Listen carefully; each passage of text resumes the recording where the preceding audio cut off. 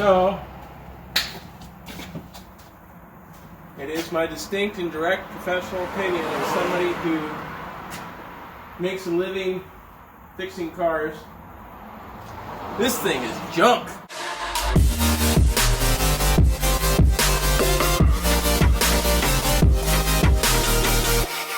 What's up, guys? Welcome back to Shifting Lanes. My name is Gregson, and today I'm still standing here out front of my house.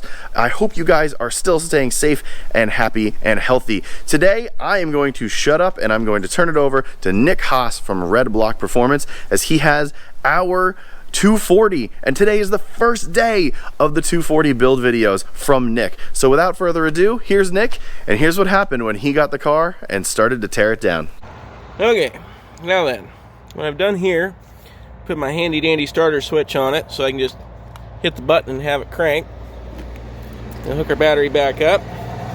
Got this off right here, and we're going to watch for spark to see if we got any. I see a bunch of nothing. And my jump box battery is getting a little low, so something's up. Now we're going to go around to the other side and look at the computers. This thing has water leaks, like most 240s. We're going to see some corrosion in here.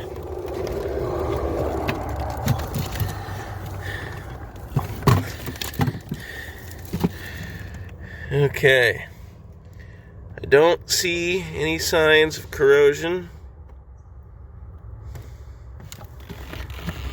We got a 561 computer for fuel injection. We got a brown label 325 ignition computer.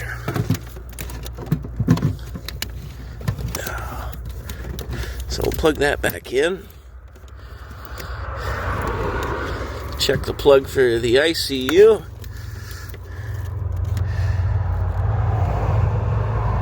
No corrosion, that's a good sign. Not a big fan of aftermarket coils. They don't really do a lot in a car like this. What do we got in here? Super stack universal performance coil. Okay, well, we're going to try and put a stock coil back in there. And what in the... Yeah, you can wrap that in electrical tape. That'll do nothing. Oh, we're going to have fun, aren't we?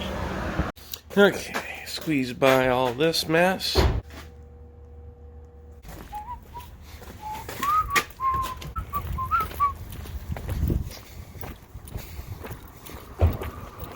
Okay, we got our stock coil in there. Put this back up. Key is on, yes. Yes, we have dash lights.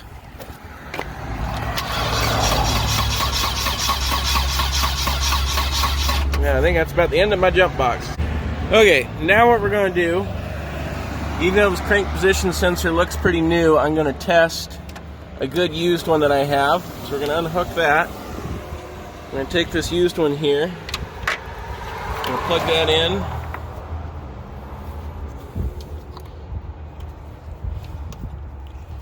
Retest our spark theory. Theoretically, when you pass the sensor over metal, should do the same thing as ignition, so we're not getting anything there. I'm going to swap it out just in case. Try it again, and if it's not that, then I'm pointing my finger at the ignition control module and or fuel injection control module. Okay, so at this point, I have swapped crank position sensor, I have swapped power stage. I've put a good cap and a good rotor on it, swapped the coil wire. I've even tried a good ECU that I know works in another car and a good ICU. The car is not receiving crank signal, which means the injectors aren't clicking, the main pump isn't coming on, and it won't fire off. So at this point, what I can deduce is there is a significant electrical issue somewhere in the ignition system harness in this car. I've poked and prodded. I've found some corrosion in several spots.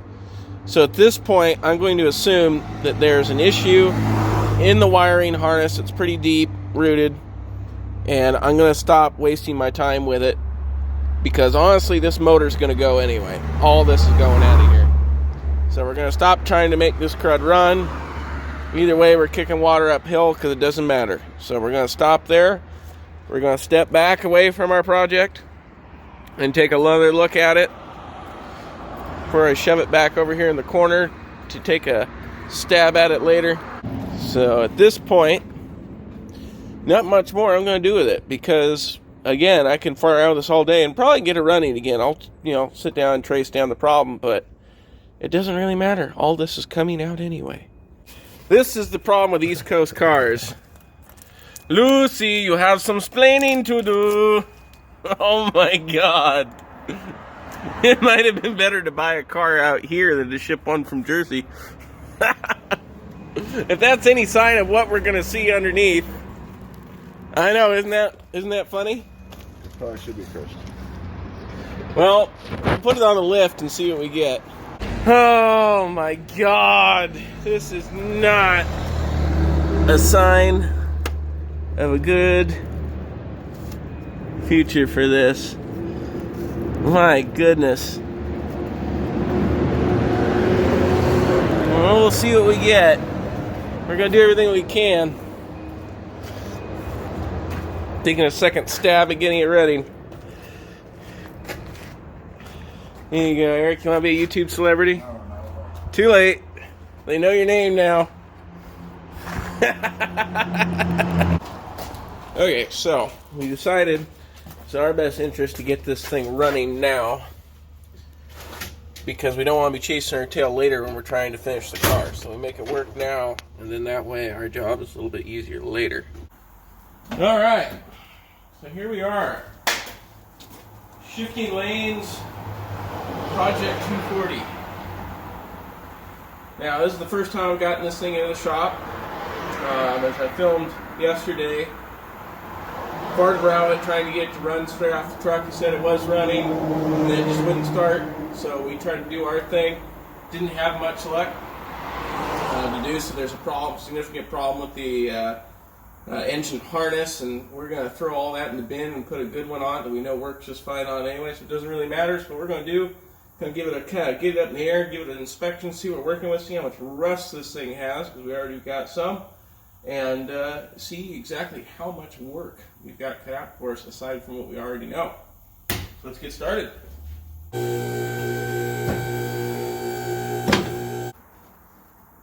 Wow. Wow. What a rust bucket. Oh, I wonder what those sheet metal screws are holding down.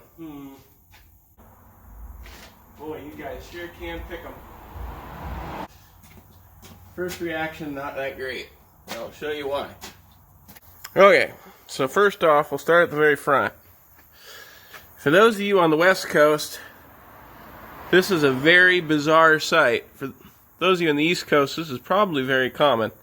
I've actually sold a lot of these brake backing plates to folks out there. Yeah, that's, I mean, we're going to put our big brakes on it anyway, so that doesn't matter that much, but sheesh. There we go, that works a little bit better.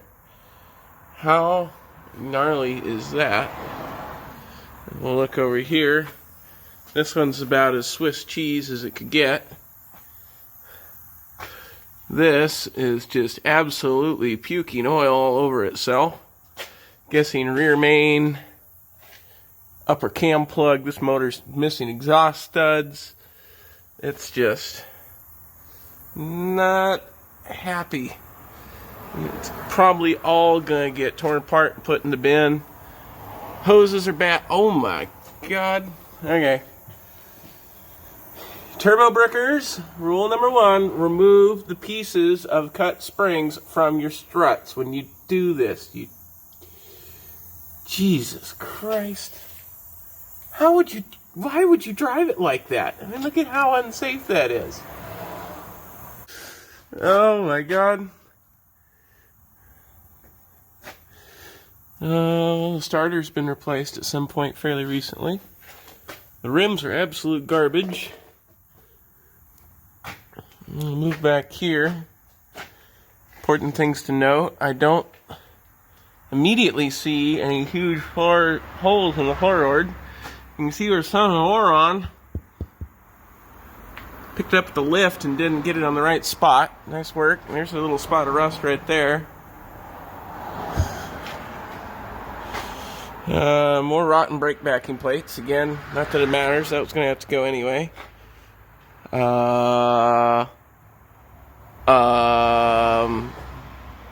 That's not good. That's the rear axle.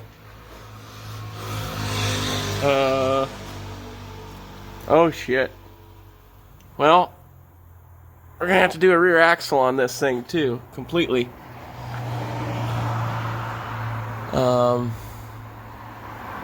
Someone actually took the time to paint the rear brake calipers. In the words of Darnell from the movie Christine, you can't polish a toid. Nice exhaust hanger fix there.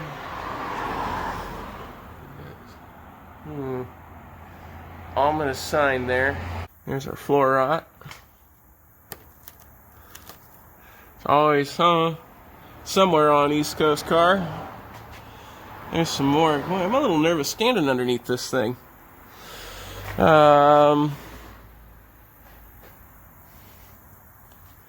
It looks like somebody went back underneath here and re-undercoated it at one point.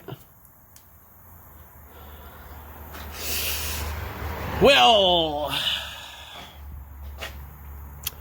now if it were me being here in the Pacific Northwest, having not really worked on too many East Coast, wow. What the...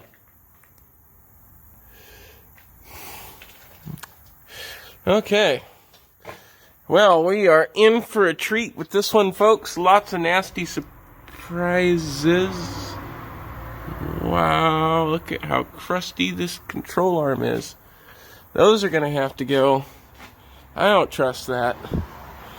Being on the West Coast and having seen plenty of these cars roll through, I mean, I've parted out cars in better shape than this. I'm sure some of you watching elsewhere probably have. But my gosh, this thing is a roach. Quite frankly, a roach. Okay, guys. So,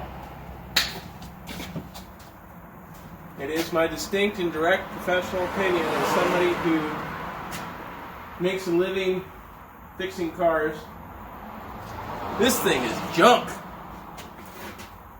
It's bent up, trashed out, clapped out, Mickey Moused, foobarred. I mean, this thing's so rusty, I'm amazed it still casts a shadow. So, unfortunately for us, the shifting lanes, the search is on.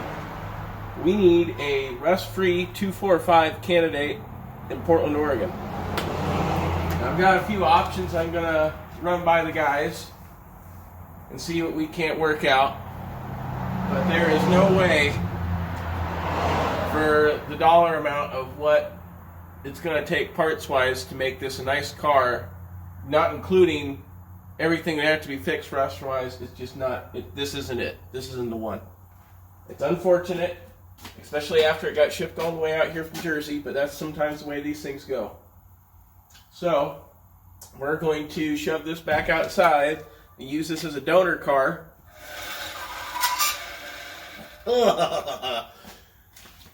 So, we will find a better candidate. It is most unfortunate, but this baby is about 6 feet under already. Now, when you go to look at a 240, and you see stuff like this here, rust bubbling up, that's a bad sign. That's a really bad sign. See it right there? Bubbling. Coming from underneath. Okay, back here in the corner, bubbling. All the way back up and over to here. Big old rust spot. It's cracked the paint there. But then there's this. We'll just cover that up with stickers. This thing is clapped out and has seen its last ride. You got to see America before you died, my friend, but don't worry, your death will not be in vain. It will live on by breathing life into many, many more 240s. Because as you can see, I love my spare parts. So it's okay. We'll recycle the crud out of this thing. So tune in next week when we give you another video on the 240, maybe another 2 videos. Go follow us on Instagram and like our Facebook page. We're doing all sorts of 240 announcements there so that you can follow along with pictures along with the builds on the videos. So that'll do it for today's video. Thank you so much for watching. Thanks again to Nick at Red Block Performance, and we will catch you next week when we start to tear into the car a little bit more. See ya!